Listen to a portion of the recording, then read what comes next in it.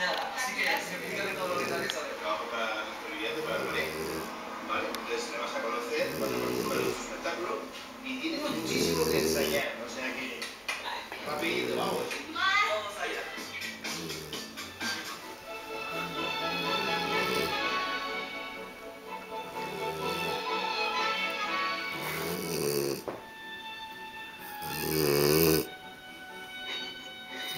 Está rosa el cabrón.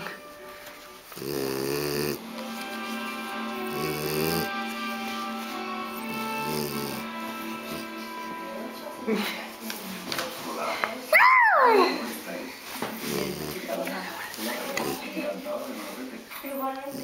Bueno, ¿qué tal ha ido? Bien, repasando aquí en el... Una cosa sorpresa, ¿no? Para ti.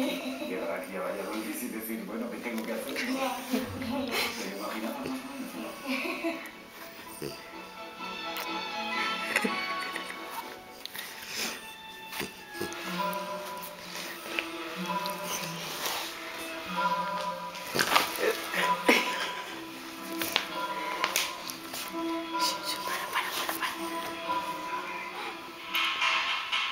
Para.